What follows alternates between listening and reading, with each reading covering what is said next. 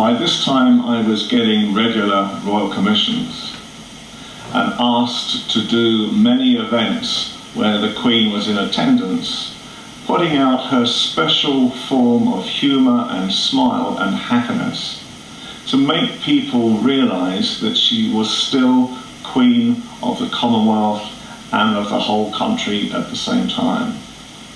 So I would regularly see her smiling away, trying to keep the cracks that were beginning to show in the royal family out of the public eye.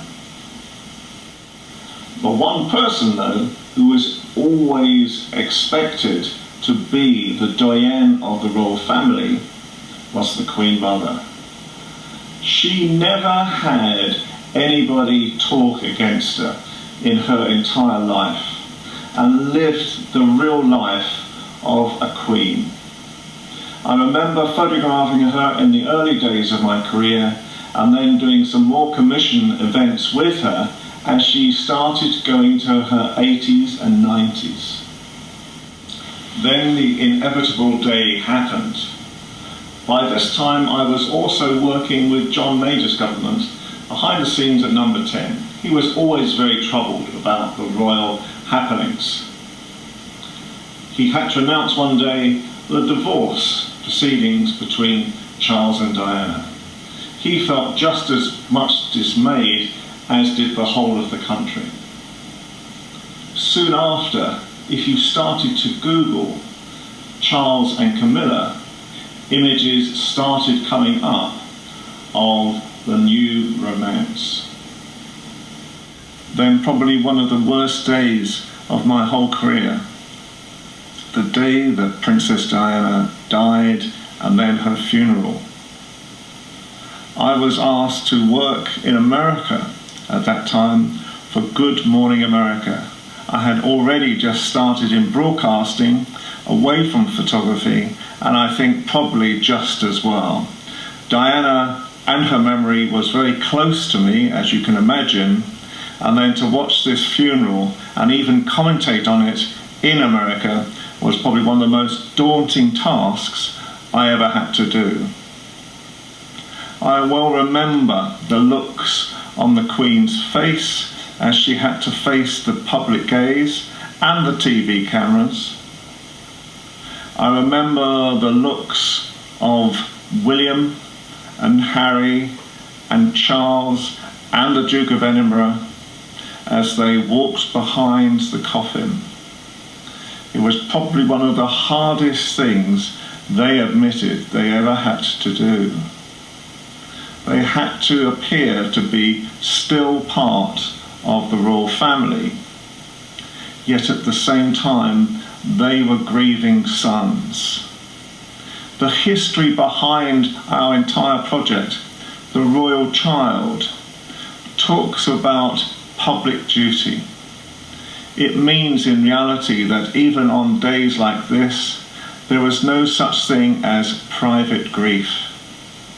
So they had to share and keep faces on them that appear to be really relaxed and could not show too much emotion. I remember when the prince's brother first started to give his analogy of his life and her life, and how he promised that the family would never ever go behind and allow the royal family to actually subject them to the same types of distress that Diana had received. It was a chilling time for the royal family and for Diana as well. Even worse, just a few weeks before Diana's untimely death, I worked with her on a new commissioned photograph.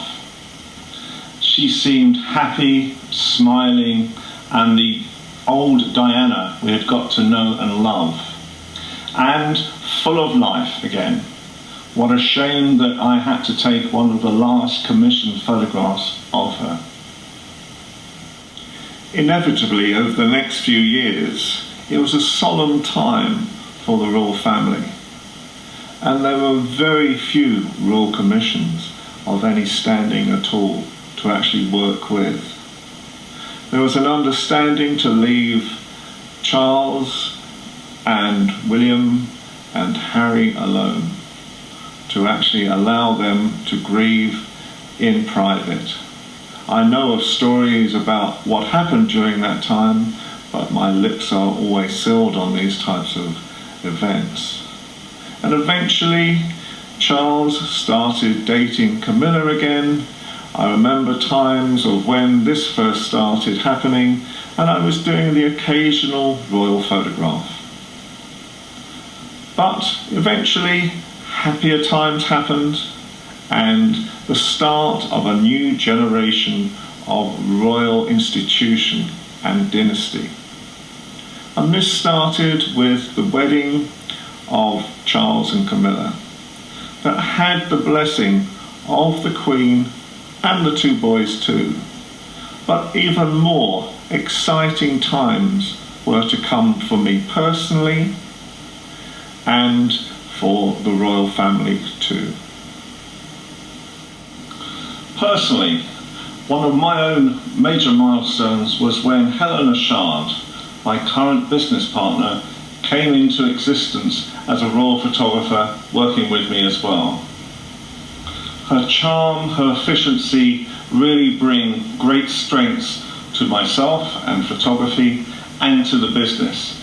And she is a tremendous royal photographer in her own right, as you were just about to see.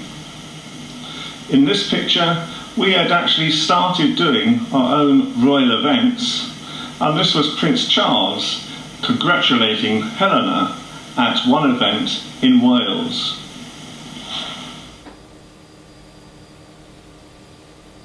Happiness had arrived again in the royal family. Kate Middleton had said yes to William, and then all of a sudden our royal photographic careers started all over again with the happy photographs of the wedding day in 2011. Even better for Helena and myself, we had already started doing royal exhibitions as well, and were now fast becoming broadcasters and commentators on the royal family for television stations right across the world. Life now is and has become very busy since that period. We've watched as we see the Queen so much happier again, even in yellow, out of mourning. All the happiness in the world has been rejuvenated by this magic royal couple. In this photograph, we see her with the Middleton family and how happy they look. Pictures of pure happiness of the father-in-laws and the mother-in-law as well.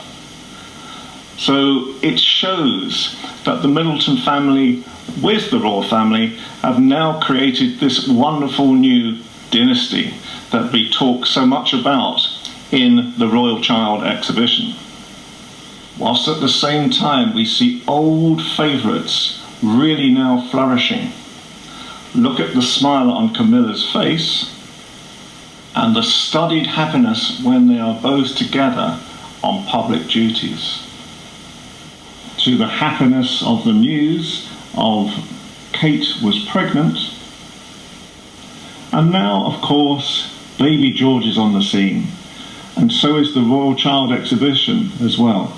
We will be cataloguing future activities of this young man and the wonderful royal couple.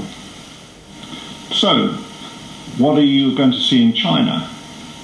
Well, you will see photographs from Victorian times with all the royal children and anecdotes, and you will see a delighted Elizabeth and Margaret as princesses watching the first Chinese panda at London Zoo. You'll see a young Princess Elizabeth building sandcastles. You'll hear about Bertie, his extraordinary young life, and how he had to abdicate. You will see early and rare photographs of Princess Elizabeth doing tug-of-wars at Balmoral during her early years in Scotland. You will hear exclusive stories and photographs of how the Queen came to the throne after her father died.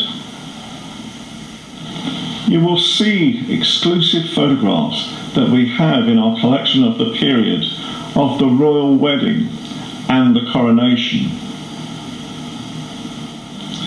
And we will see exclusive photographs of the royal family when they are studying in one of the rooms at Sandringham, how they try to look happy on Britannia during their honeymoon. You will see exclusive photographs of Prince Andrew in his dashing earlier days. You will see exclusive photographs of Princess Diana on her honeymoon. And of course, you will see our great collection of Kate photographs, which is all part of the Royal Child exhibition. So, thank you very much for watching this rather long video, but it is 46 years of history, my history anyway, in working with the royal family. I'd also like to thank all the people involved around me at the moment as well. David Gardner for his help and support, Philip and Lindsay for their support from the Chinese point of view, Helena Shard for all the work that she has done and has tirelessly worked to create this business as it is today.